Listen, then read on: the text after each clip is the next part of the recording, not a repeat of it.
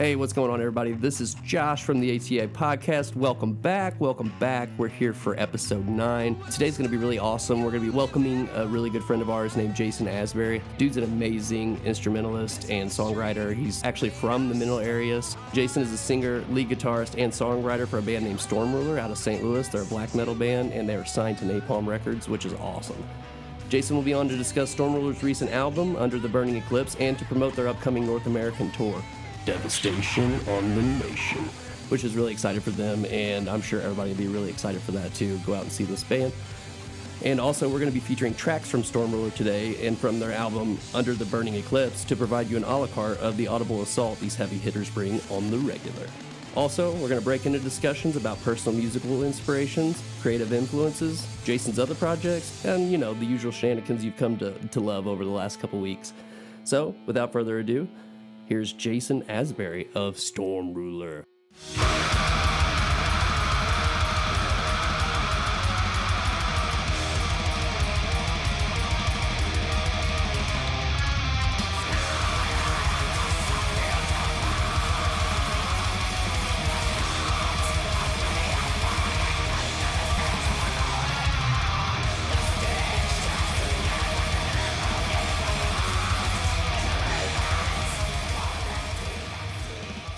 We got Jason on here, the ruler of the storms. Welcome. And the ruler of our hearts, Mr. Jason Asberry. How are you, sir? Pleasure, man. How are you?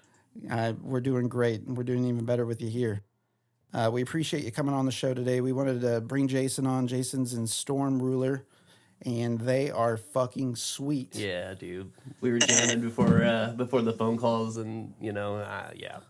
Yeah, we were getting a little jazzed up before we. A little chub. I'd already kind of worked on some of the clips that we're gonna feature in the breaks and stuff, and then I was playing them for Josh beforehand, and he was just like freaking out. Yeah, so it's good stuff. I think what's like a lot of people write off things like death metal and black metal to start just because the name itself, not a lot of people are in metal, I guess, commercially, in a wide sense globally. There's certainly a niche there or whatever, but then whenever you start getting to those specific subgenres, sometimes it just turns off people by name alone. But go ahead, incredibly overlooked, I think, and it gets a very, very bad rap. Yeah, so I mean, a lot of it's to do with the killing of this person and so on, and the music itself is above and beyond most shit. Absolutely, right. Yeah. If you give it enough time, you find that musically there's a lot of different things going on there outside of obviously a lot of the musicians are sick and technical wizards. Right, the raw talent. It almost incorporates more than one genre or sound black metal too. And shit. Like everybody's exposed to raw black metal, or like they're introduced to Mayhem or like Bathory, like shitty Bathory first, right? And then that's what they expect black metal is, but then they lack on like actually listening to bands like Emperor and fucking Windier. Absolutely. Yeah. Speaking of Mayhem, did you ever see that Lords of Chaos movie with the Culkin? Yeah, I saw it. Yeah, what'd you think about that? I thought it was terrible. I liked the movie. I liked the director, but you also need to, obviously, if you're watching it, you need to know that there's a Hollywood spin going on there. Yeah. And I thought it was really interesting and telling to watch. I think it was Rolling Stone did an interview with what's left of that band, of course.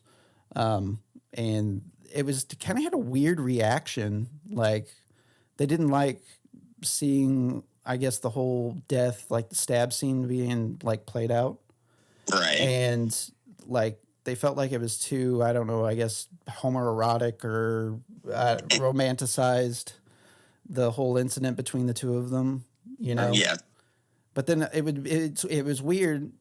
That was like the feeling that I was getting, but then turn around and was like, oh, we weren't all about killing people and things like that. So they got kind of dismissive of the lore that's behind them. But yeah, I mean, the big thing was Euronymous was the one who really made it out to be fucking obviously pre-killing before he died. Right. Made Ed killing himself like into a culty kind of thing instead of it being like Bren just fucking blew his brains out, Right. It's that whole thing, obviously was kind of a bit of a one. They were all arguing over who was the bigger poser really in the end, as petty as that was. But then you have to think these are kids. Like they were kids when all this shit happened. Right. And your brain is not fully fucking formed as a human being as it is. And obviously a lot of the people, you know, originally of that band clearly had psychological issues. I mean, so you get kids together with psychological issues, they're not going to make sound decisions. I'm sorry, it's just not going to happen. I don't care what the context It's like is. this podcast, you know? Absolutely, that's us right now. You know, Got Isan from Emperor in the same like clique over here. Like, I'm just gonna write in the Night Side Eclipse. Fuck you guys. Like, you guys are dorks. Absolutely. So I would assume that, you know, some of the bands you've already mentioned are kind of an inspiration behind what you guys are doing in Stormruler. What got you hooked up with your bandmate? What was some of the inspirations? What was kind of your initial, you know, kinship, I guess? Funny thing with Jesse, my drummer, is I used to buy shit from him when he worked at GC like 12 years ago. Oh, wow. Before we knew each other. He was my drum guy at GC. And nice. When he left GC, I hadn't seen him in forever. I think he went out to the East Coast and did a lot of touring or something like that. And then when he got back or whatever, he started playing in a friend of mine's band, Zymora, who was a black metal band up in St. Louis. Oh. And as a hired gun, and then eventually I became a hired gun in Zymora as well. And then he and I linked back up. We're like, "What's up, dude?" You know, we started hanging out and shit again. And we would hang out in his basement, listen to black metal records and stuff. And Dawn, actually, Slaughter Son, the record, is what really made Stormruler like a thing. We were listening to fucking Slaughter Son. We're like, man, we want to play music like this. Like nobody around ripping black like this, and they need to. Hell yeah. So how long have you guys actually been playing together? Because I know your album came out toward the end of last year. I feel like the spring of last year or so, but like with COVID and everything, my time's terrible. I think you announced that you guys were signed on your record label, Napalm. We've been jamming like for 2 years now, I'd say, because we started writing the record in spring of 2019. We started doing the Zymora shit, or no, spring of 2020, I'm sorry. And then I think 2019, that's what it was. All right. We started writing in 2019 spring. We did the Zymora shit in fall of 2018, but we wrote pretty much the whole record in like February and March of 19, and then like sporadically recorded it over the next year and a half. And then finally we're like, well, we've got all this other material that we want to record. We should probably fucking finish this and get it put out. Right. So we did, and I made the socials in like October of 2020. And we didn't even have a band name yet. We got all this shit together. Right. And released the record on our own in like November. And then we're like, well, shit, we should debut it on Black Metal Promotions, which is a big YouTube channel. Uh-huh. So we get them, and they're all about it. And December 1st, they premiered the album, and December 3rd, Napalm was in our emails. That's awesome. Hell yeah, dude. That's awesome. Yeah. Yeah, because I think it was the spring you guys had announced it. It just seemed like so much of this was coming together so quickly. I felt like there was probably a backstory there with the drummer in particular. Like you had to have some other connection with him prior. Was so rushed, like because once we released it on our own, and then Napalm got a hold of us. They're like, well, we want to do this. We want to put it out, but we need to like start doing stuff now. I'm like, okay. We're like, well, we're gonna aim for May, but we need everything for the record turned in by February. So we're like, shit, now we got a month and a half to get a music video together, to get like a website together, and fucking get like the shipping stuff together. Yeah. You know, so was this kind of like the criteria that they had put out for you guys to do, these deadlines to meet, or you just kind of knew that this was coming down the pipeline? Get a real band together, but also get everything you need for an album cycle to start, like album artwork, layouts, all the different layouts for like digipack, vinyl, posters, or whatever the fuck. I guess you really don't think about how much probably really does go into that. You know what I mean? Yeah, for sure. Requirements wise, so. It was stressful. I'm sure, yeah. I can imagine. I know that you mentioned the music video, which is wild. I loved it. It's fantastic. Yeah, yeah. And On Ibanez shot that up here. Oh, wow. Dude killed. So I was going to ask you, how did that come together? Who produced that? Well, I did the old Facebook ad, made a post and said, does anybody know anybody who can, film some shit? And then I had a handful, and I checked out his stuff, and it looked awesome. I got a hold of him, and he has like a warehouse out off 270, and we just went out there for like a day, and he shot everything on this big projector back screen thing. We fucking got all of our armor. Dude. Yeah, it looks so good. That is wild. That's incredible. So with it just being the two of you guys too, that kind of leads me to how's the tour going down from an instrumentation standpoint? Are you guys enlisting other people to tour with you? Oh yeah. The first tour we brought Marcus from Fister. Okay. I think I remember. We had Scott Fogelbach on second guitar with us from Lion's Daughter, and he was going to do this tour with us this time, but he couldn't. So, dude, we've had a whole mess of like guitar player issues for this tour. Yeah. But the two of us, we just hire out people like our friends and shit. Sure. That's cool. So you guys got everybody ready to go for this tour? Yeah, we had some crazy guitar problems though, man. Yeah. Like, guy had to bail. And then I got hooked up with this other guy from another band in St. Louis that I won't mention. And then everything was like going super well. And then one day he's like, well, I got to get my second COVID shot. And I was like, that's cool. He goes, and then the day that he's supposed to get his shot, I'm talking to him. It's like, so, hey, did you get your Vax card info? I got to send it over to the tour organizer. And he's like, well, I wanted to, but it's been like 8 months since I got my first one, and I don't know how effective the second shot's going to be. I see. Halfway or get you guys sick, and then if I die, my mom and my grandma would be fucking distraught. God. And I was like, on, man. Wow. Yeah. Wow. All the way out to Louisville to find another guitar player. Did you find another? So you guys got one. But he's got to drive up from Louisville, Kentucky. Holy shit. And then he's got to ride out to Cali with you guys. Yeah, and then go out to California with us. Wow. Well, Louisville's not too terrible trooper, drive. man. I've done that, but damn, that's a strain, man. Yeah. What a trooper. Some of the cons of being a two-piece.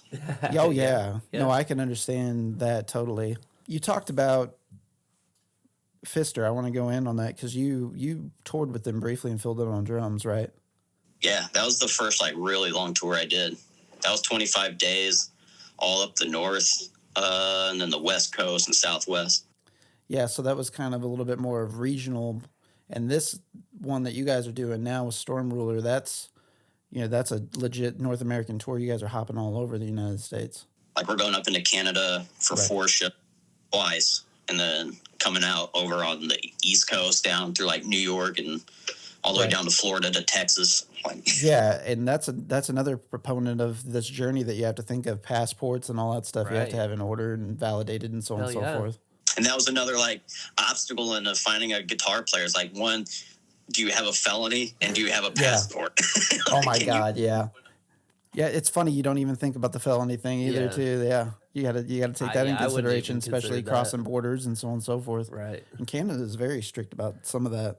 Canada's really strict. That's another struggle we've had on this fucking tour. Is a bass player issue. He had a DUI from like 2009 that is just, he doesn't know if he can get into Canada until we get up to the border. So we're gonna like get up there and figure it out, and then if he can't, then he's gonna play the North America, like the first half, and then before we go second time, we got another bass player like on reserve if we have to. Holy hell, dude. Damn. That's crazy, dude.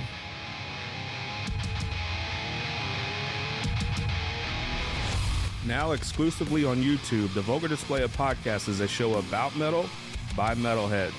The Vulgar Display of Podcast does not discriminate. We share a love for any and all kinds of metal. Please do us a favor and like, subscribe, turn on notifications, and share our videos. We appreciate your help and support. For more information and content, check out thewellnessinvestors.com and the Vulgar Display of Podcast. So talk to me about the dynamic. I know that it's just basically you and the drummer and the band.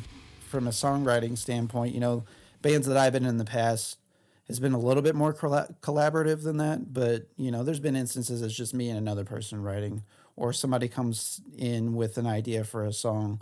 Like with it just being the two of you, how's the songwriting process go?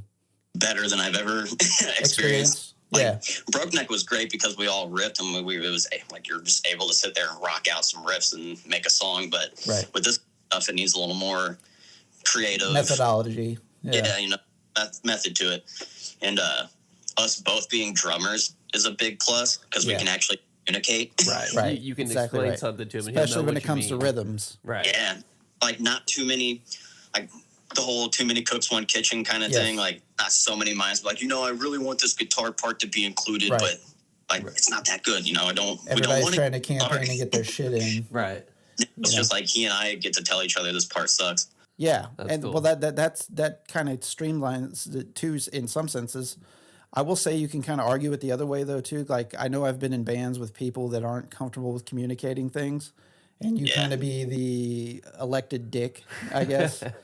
So like that's happened to me routinely in bands. Like that's always been a problem. Is some of my bandmates are like not cool with confrontation, but they want whatever this thing is done, and so Handle I've this been the for me. person. Yeah, I'm too big of a pussy. like Handle this for kicking me. another band member out and that type of shit. Like all on me makes me look like the dick. Right. It, great, like just he and I being able to bang out music together and then being like, learn this. you know? Yeah. It's like give it to people like we want you to play with us. We don't want you to put any input, but here, learn that. Take our music and learn it. Does your drummer also play guitar?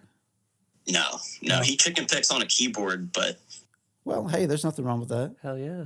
all because it gets our interludes done. Like he's the one who does all of our interludes. Okay, that makes a lot of sense. And I swear to God, I hear a didgeridoo in one of your songs. Dude. Is that what that is? Dude, my jaw hit the floor when I heard that. Oh, it was one of the... Yeah, it was the jaw harp. Okay. Oh, dude. Yeah. Because they did kind of sound like a didgeridoo. At least the was frequency like- it was hitting, I was like, what the hell is that I in was that like, song? yes, when I heard that. Really, we actually had a jaw harp laying around. We just hopped on it. Oh, hell yeah, dude.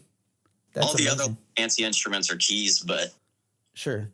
Well, there's a lot you can do nowadays too. Even compared to whenever I first recorded anything with anybody. I actually, it was myself and Michael Jones. He had a cousin that lived up in Omaha, Nebraska, and there was like this kind of old warehouse record promotion type place / studio that bands would actually go play, record, demo in there. And it being Omaha, Nebraska, well, guess who's from a major band, 311. So they actually played in there, and that was kind of their claim to fame, if you will, to draw people in. We get to tell everybody that we played in the same place as 311 to record. my drummer would love that because he's a huge 311 fan. I am too, I am. obviously. Not 90s recent baby. years, but yeah. I am not, but it's hilarious being drunk with him. And like down in his basement, he's got a little electric kit set up, and every now and again we'll like have a drink or something and be sitting down here, and he'll kick on 311. He's like, "Go try to play that." It's like, "Well, Yeah. No, that drummer is insane. Yeah.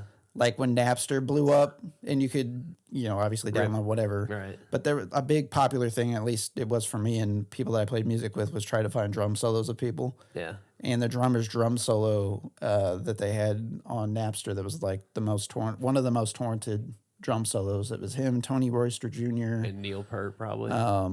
Yeah, I believe Neil Peart. Just, kind of some of the usual suspects as far as that's concerned. But you wouldn't be like, oh, the 311 drummers, this highly sought after drum solo. But yeah, so that's kind of interesting that he's into 311. I like that. yeah.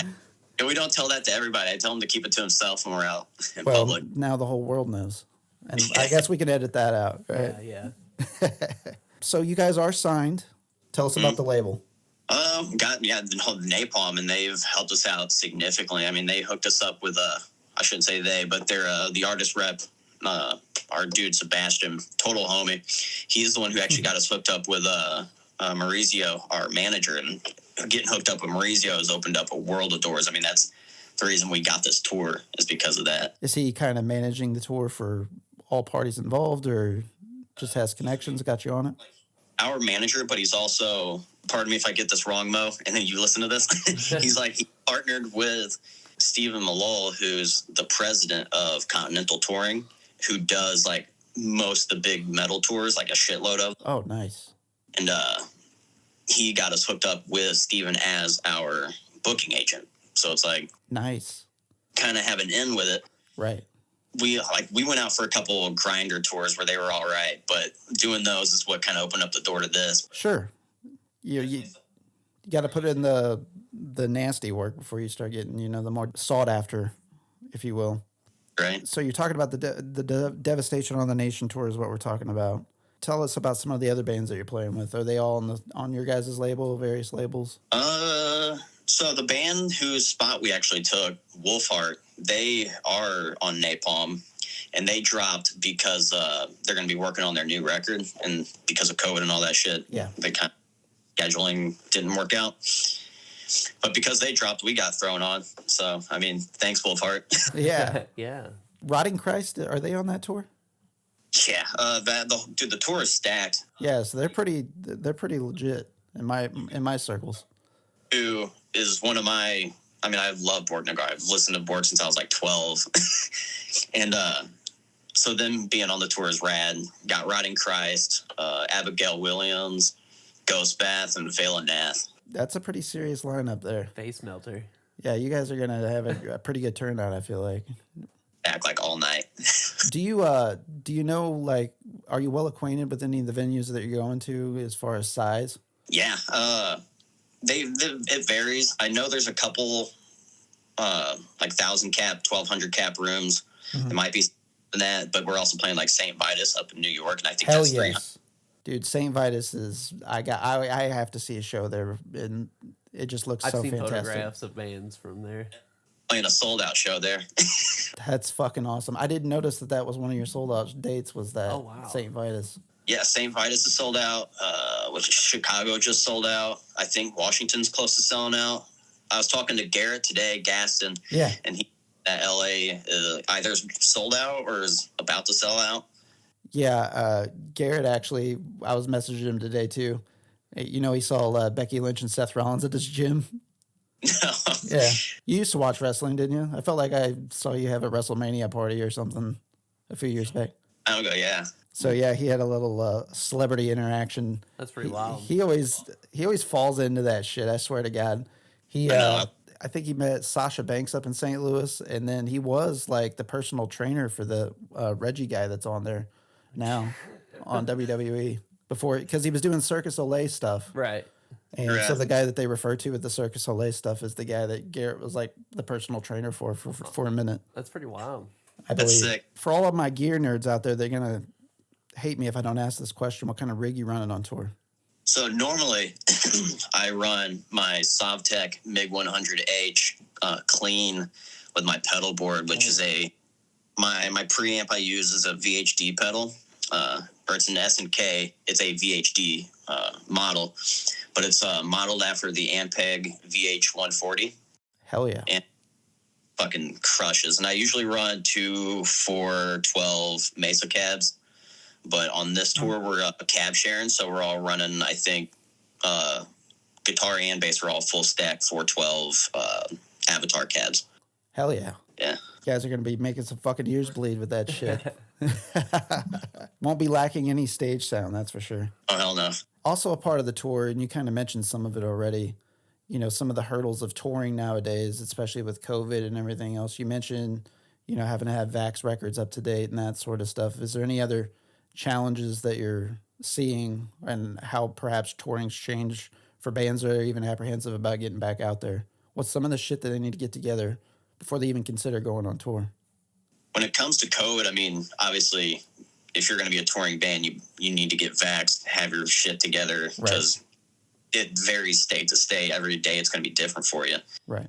When it comes to touring, especially right now, like, people are hungry for it, because the last 2 years, no one has really been able to go to shows, and if they have, it's been capped, or it's all been masked up, or it's been social distance, or a number of things. But now it's like, regulations are starting to get lifted, everything, get back to normal. So now most shows are selling out, and like it's packed out almost everywhere. I mean, Red Flag the past week has had sold out shows. I mean, even today was opening day for the Cardinals, and I think they sold out, didn't they? Like they said, that was one of the biggest crowds they've had since COVID, since the pandemic. Yeah. Right. So. Yeah, with things opening up, there was a lot of pent up demand, of course, and everybody's kind of what I guess you call the COVID hangover. People even kind of going above and beyond, right? Perhaps even where they would be seasonally. Like one of the worst times to tour as a band is obviously in like the winter time or the troubled times in North America. But you guys are going out at a good time as well, right? Yeah, it's like it's finally just starting to get nice out, but we're also hitting the West Coast and getting that Pacific Northwest weather. Hell yeah, dude. You guys are going to probably come across some really great. That's another thing to consider when you go on tour, too. Especially if you're going to try and, there's bands that sleep in their vans and things like that to kind of help cut down on costs, not get hotel rooms or whatever the case is. Like, this is that time of the year. If you're going to be pinching pennies, you can, too. Yeah, you can get away with it. Yeah, we actually talked about it. We're like, we might sleep in the van a night or two. We'll probably get hotels, but if it's nice enough, fuck it, let's do it. Hell yeah, you might as well. I want to talk to you more specifically about the record as well, Under the Burning Eclipse. That you just put that out at the end of last year, I think. About the mid, it came out in May of last year. May of last year. Okay, I had that wrong, but hell, I checked you guys. I try to do like a little stat check on everybody too, and see where they're at. I mean, the record's not almost a year, I guess, now then. But you guys are getting a lot of attention online. I mean, there's tons of critical reviews for you guys online. Like, you guys are getting some really good exposure. Would you credit that to like the record label? Pretty good exposure in it. Yeah, it's definitely a PR blast from Napalm and just luck of the draw. I mean, we got on Metal Sucks' top 10 list last year, which is fucking right. I know, that was amazing, dude. We had a write-up in Metal Hammer, which was awesome. We got a 9 out of 10, I think. Hell yes, dude. Hell yeah. I mean, I've just been loving every time you share something. I don't probably get on and look at other people's stuff as much, as I could or whatever. But, like, I'm always noticing your stuff, man. Oh, and yeah. I'm noticing, like, every time you share something, somebody's reviewed you guys' work or whatever the case is. It's just been absolutely stellar. I mean, I'm biased, and I consider us good acquaintances.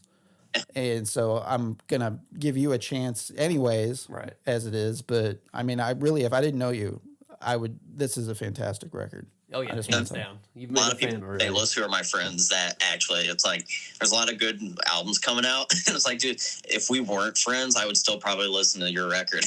Yeah, for sure. And that's kind of some of the highest compliments you can get, especially from fellow musicians as well. Right. It's just, I mean, there's just a lot of good stuff going on in this record. I think we talked a little bit about how long it took you to get it together, too. Really 2 months, and then we polished it for, like, a year. Like, here and there, we would polish some riffs or something. Yeah. Generally, all 9 tracks, all 9 actual songs, not 19. Right, not the interludes and what have you. 2 months, February and March 2019. Wow. Went down there, like, either I would have like this mouth riff on my phone, or he would, and like like try to transpose that to guitar. That's hilarious. Just build off of that. That's awesome. Oh man, that is hilarious. Where did you guys record the record at? We actually did most of it ourselves. We recorded the drums, bass, and vocals at Jesse's, my drummers, and the guitars at Drethus from Zymora, actually the dude whose band we got linked up in. Awesome. Also, Drethus mixed it. Okay, that was going to be my next question. Who mixed it? Yeah, Drethus. We recorded most of it. He mixed most of it. Turned out pretty well. Incredible work. It sounds. Yeah, it's it sounds mixed fantastic. well. It's great. Yeah. I can't say enough good things about it. And like I said earlier in the talk, sometimes the genre gets a bad rap. Give it a chance. Like, that's kind of a part of this show's mission statement, is we try to. If you're really a musician, you give any genre like, a chance. Black metal, when written like that, or like bands like Emperor and Dissection and stuff, when they write black metal like that, it becomes a musician's band. Like, musicians should listen to that because you can fucking learn something. Right. Absolutely.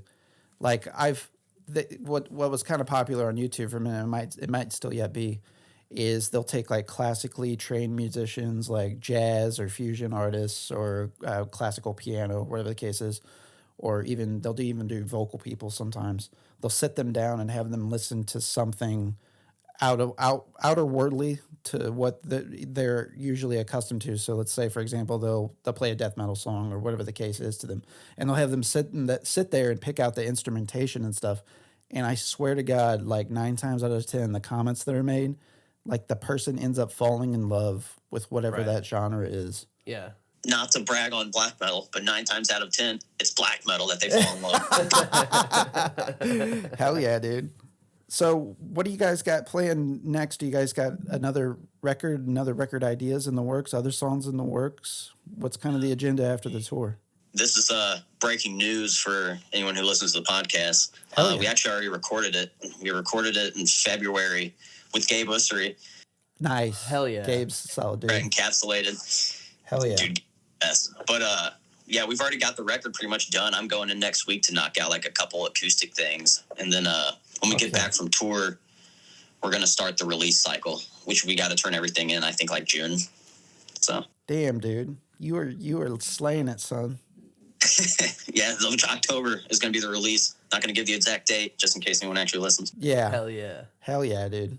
Well, yeah. it'd be kind of cool for a black metal band to put out an album on Halloween. Yeah. That's what I would shoot for if I was one. It's better than summer. We got placed in May last year. We're like, we want to get it out. Summertime's not necessarily black metal music, but right. black metal. Again, that's another thing that people don't think about too whenever you're in a band and you're releasing albums and you're on the label. Yeah, I would Is never. timing of albums, Right. what sells when. They've got all those metrics. On the Dude, back we of the almost house. missed our window to actually release this year. We almost had to wait till next year. Oh shit. Have another cool tour later this year. It worked out. So yeah, Things it's are another fun. thing that's in store. Another cool tour this year. Hell yeah, dude. Well, we talked about it, of course, but we want to bring you back on too after the tour is over with, so you can touch base with you, see how it went, Hell yeah. and see what you can announce at that time, perhaps, as to what you got going on.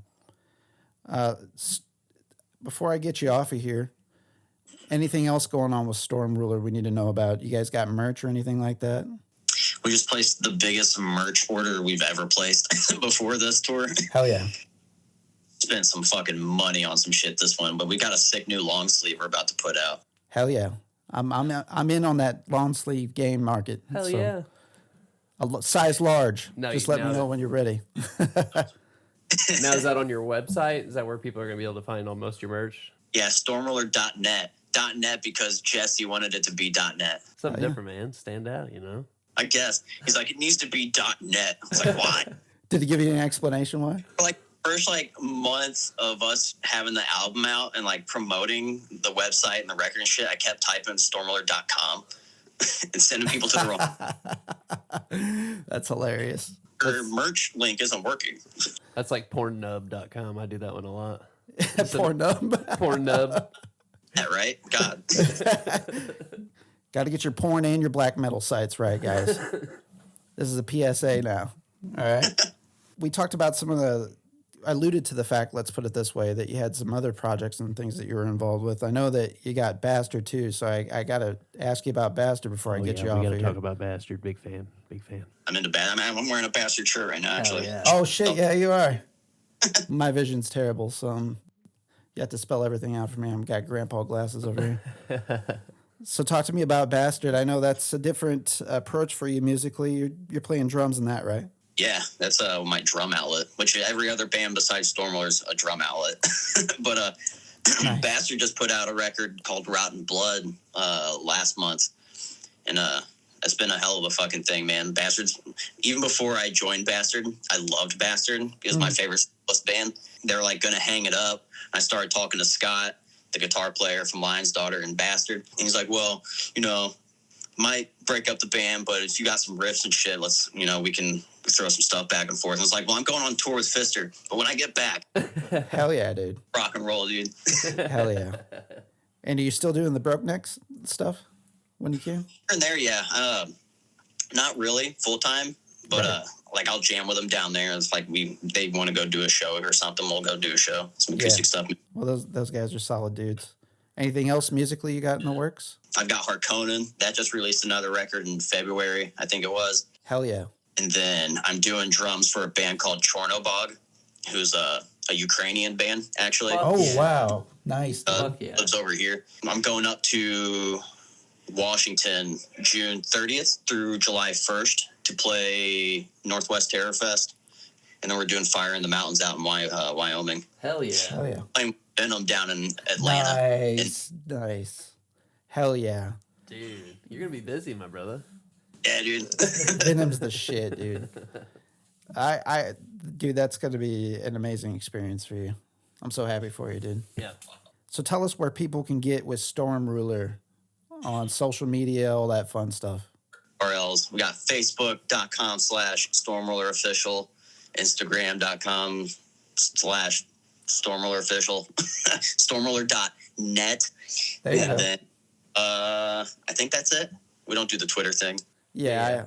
I noticed that, but your record label is on Twitter. Not only that, Stormruler Official is a very popular hashtag on Twitter.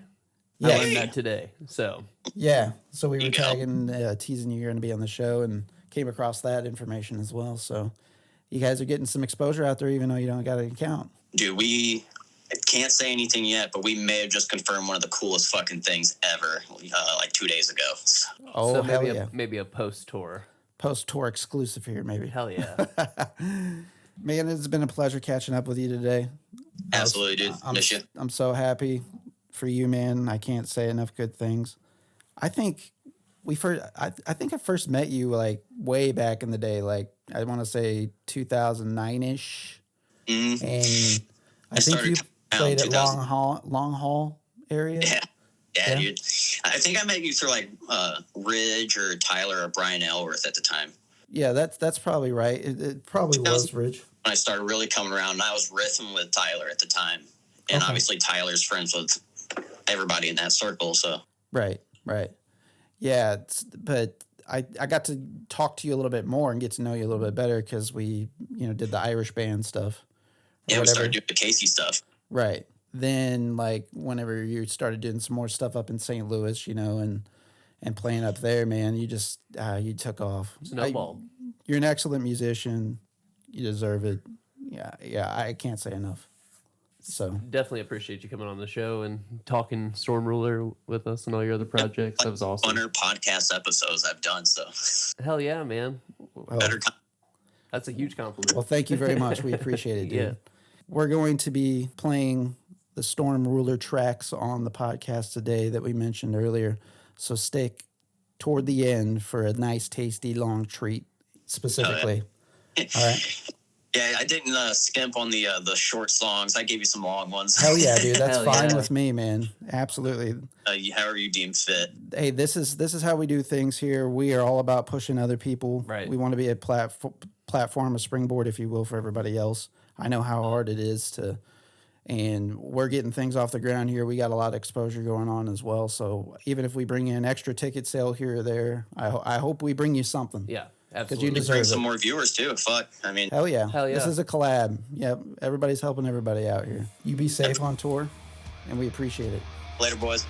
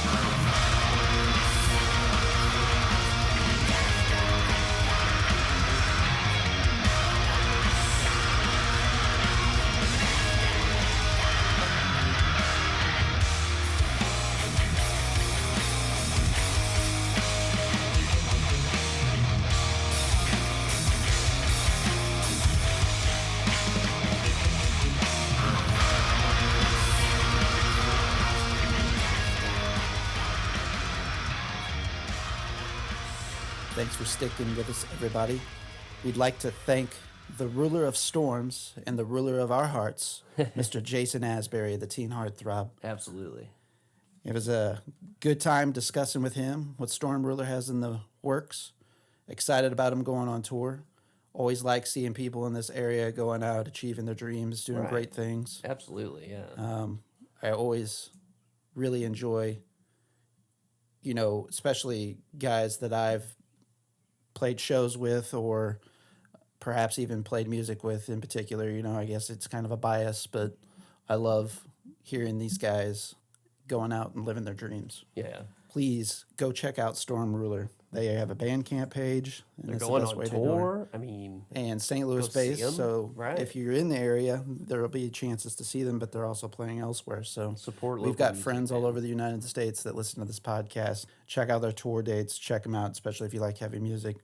There's something there to like for everybody. We also want to thank, since last week we did a retro drop, Mr. Jake Jackson from being on the show. Got some good feedback on Jake being on the show. Got a lot of friends. I learned a lot. Yeah. It was I a good thought that discussion. was a great episode. Absolutely. So thank you, Jake. Thank you. Yeah. And Barrett. And Jake, Jake's actually at the Charlotte Hornets game right now as we wow. record. He actually went out to Charlotte, sent me some pics there. That's crazy. Told him to get me a LaMelo Ball There you go. signed jersey. Yeah, hell yeah. He said he's trying to scout out a Muggsy Bogues one. Get a little swindly action Yeah. going on. For sure. So we got some good feedback on Jake. Jake's episode is already our fourth most streamed and downloaded episode. So, and he's only been on our feed for a couple weeks here. So that's pretty promising. Yeah, looking thanks, good. Jake. Awesome, man. Jake popped us a little bit of a number there. And we also would like to thank anybody that checked out the classics segment. It's always kind of an interesting little time capsule to jump back into and hear those old segments that we did back in the day on the original show run. Right. I kind of jokingly said on my social media that, hey, check out Josh and I over 10 years ago saying absolutely nothing with the most amount of words. I had most some people outlandish message me like nonsense. that it was the most fucking hilarious thing I ever saw.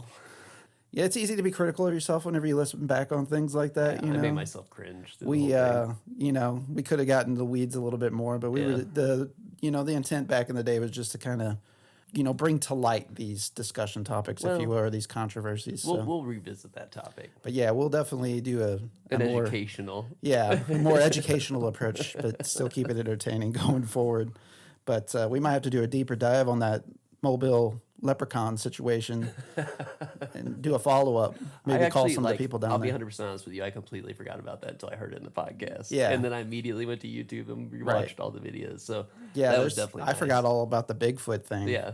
And I remember when the Bigfoot thing actually happened because When we the- were living together at the time and we Yeah. were freaking out about it and we were like in the annals of the internet trying to there's no way this is real. And, Bigfoot's real, baby. within a week after of that report and that original sighting, those videos and stuff, these guys had it in their deep freeze and all that. Right. We, they came to, and I think they did something like a special on ABC to actually reveal all their trade secrets. I want to say like a major media outlet actually went to the property and Right. was like there to do And a they were just reveal. like, yeah, this is how we did it. And it was so odd Yeah. that they were just kind of proud Yeah. of how they did it. Right. And yeah. Yeah. I don't know. So, but anywho, yeah, it's always great to go back and look at those old episodes and just see kind of where even we were at those times. I was 22-ish, I guess, whenever we first did those podcasts. And there's things that it brings back to light that you don't remember or recall. We also want to talk about what we have going on next week. Next week, we have my good childhood friend, Brian Jones, on the show, Jesus Rose, doing the R&B thing out in California. We've been talking about this here and there for weeks. We're really excited to have him on here. He's very intelligent. He's pretty much experienced life in all of its facets. Had a rough childhood, raised by a single mother. Him and his brothers are all successes. And I think it's really going to be an amazing conversation. Should be a good story. And he's more like a little brother than me than a friend. I mean, really. you're coming from rural Missouri to, the West Coast, Absolutely. big city, LA. So it should be an interesting. And he's done big things, as far as his credentials are concerned. And I wouldn't be able to do it justice. He'll be doing that for us next week. But, he opened up for Bone Thugs and Harmony up in St. Louis I didn't know about that. 6-7 years ago. Yeah. Good for him. He's kind of done it all. That's old really. school, baby. So, yeah, he's definitely got some serious and legit credentials and done a little modeling, done show and club promotions, guest sets. People will hire him out to do stuff. I mean, he's I'm really just excited. multi-talented. The guy can do everything. Yeah, it'd be cool to have him on. I'm excited. So we'll be having Jesus Rose on the episode next week, and we actually got a lot of cool things in the works. So please stick with the show. I don't want to announce too many things out in advance, just in case you know how life is right now and how crazy it can be for everybody. But after Brian Jones, we've we're going to do a little bit of our talk in the occult. We're going to talk about the Don't cry, Jonestown incident. Jonestown? Is it Jonestown? Yes, it is Jonestown. We are going to talk about the Jonestown incident and Mr. Jim Jones. There we go. Don't cry, mother. Drink the Kool-Aid. It's going to be okay. Yeah. So, and we may have a little bit of the death tape interlaced in there, so it's not going to be for the faint of heart, just kind of a forewarning. Right. But we're going to invite our buddy Ridge on the show to check that out. And Ridge is a big into cults, that sort of stuff, secret societies like we are, and an avid listener and follower of those sorts of things. So he'll be Babyface's brother. the Babyface Jake Jackson's older brother. So We got to keep it in the family. we got to keep it in the family. That's how we do it here in Southeast Missouri. You guys can hear us and follow us in several places now. We are everywhere on social media. We're everywhere where you get your lovely, lovely, and juicy audio content now. We really appreciate all the I likes think and we're follows. literally everywhere now. Yes, we are literally everywhere. And probably in an annoying fashion at this point. So, if you're not too annoyed with us, we appreciate that too. So we'll just make that mention right now. So we want you guys to check out Stormruler on their Instagram account. You can follow them on social media as well as Facebook. Their Instagram account is @StormrulerOfficial on IG. Their Facebook is facebook.com/StormrulerOfficial. Those contacts again are @StormrulerOfficial on Instagram. On Facebook, facebook.com/StormrulerOfficial.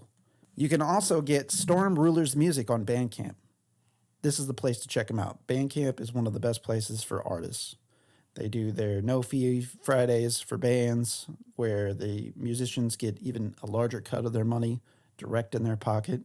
So go to Bandcamp and check out Stormruler. If you like Stormruler, then you may be able to find other bands that you like, similar to them, similar artists. They're on a record label, Napalm Records. They've got several artists on that label, and you can get to everything through Bandcamp itself. We're going to be signing off today, and at the close of the show, we're going to have a full-length Stormruler song for you, so please sit tight for that. We've been playing Stormruler throughout the breaks today, so hopefully it's provided that a la carte that Josh teased at the open of the show for everybody. For this week, I'm Barrett at Barry Insane on IG and Twitter. And I'm Josh, the OGW on Twitter and _Joshua Welch on Instagram. And for this week, we're out of time. Until next time, guys, here's Stormruler.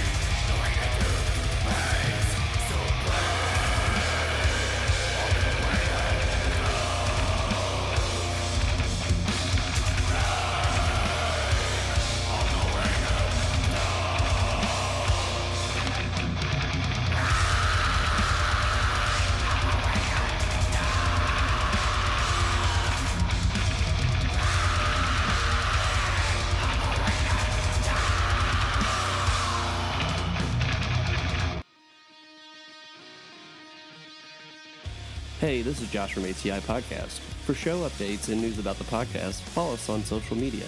You can follow us on Facebook at facebook.com/ATI Podcast 22, on Twitter at podcast_ATI, on Instagram at the ATI Podcast, on TikTok at ATI Podcast. DMs are always welcome.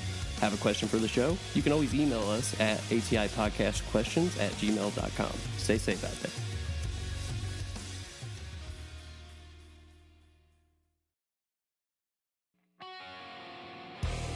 This is Barrett from the ATI Podcast.